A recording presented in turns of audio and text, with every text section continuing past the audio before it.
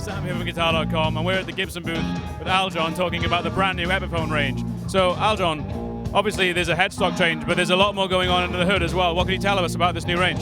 Yeah, right on. So Epiphone is experiencing a rebirth of this brand for every stage. That's the new line that we're using, and it really is. It is for every stage, whether you're a beginner, intermediate, or playing the O2 Arena. It is for every stage.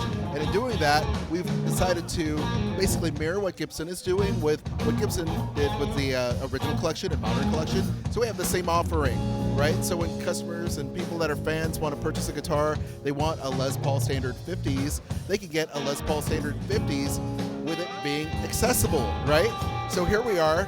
You know about the Kalamazoo Headstock. Here we are.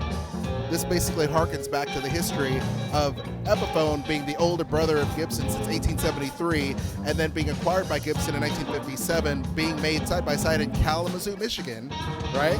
And then we have the Epiphone kind of early 60s, headstock with the open book, right? This headstock was actually been used on our Wildcat guitar for many years without the badge. So it's been out there, people just never knew, right?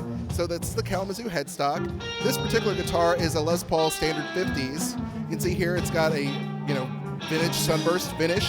The dial appointments is like a 50s Les Paul does have. It's got a burst bucker 2 and 3. It's got CTS pots, okay, so that's new. Locking, tone lock hardware from Epiphone.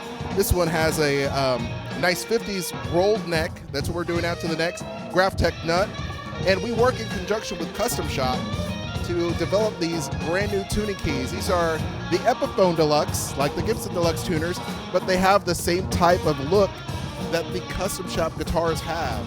So it really is just an absolute monster. This is non-weight relief, right? Because it is part of the original Inspired by Gibson collection. On the flip side,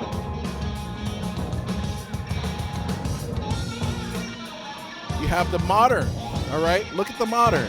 What does the modern have? Well, first of all, it's got this. It's got that modern neck joint, right? Just like the Gibsons. So you can really slide into those upper frets without having that that block that the typical Les Pauls have. Also, it's weight relief. This one is a Les Paul Modern figured in a brand new Caribbean blue burst fade. You also have here the coil splits as well.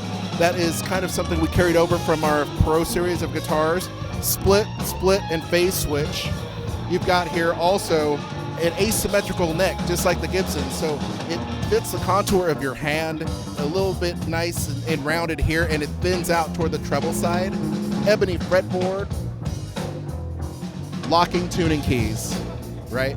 And of course the Kalamazoo headstock. So it's more than just your Les Paul, your dad's Les Paul or whatever. It's really a guitar that speaks to the modern player that wants a lot of great tone, stunning looks, which is something that it's not traditional, all right?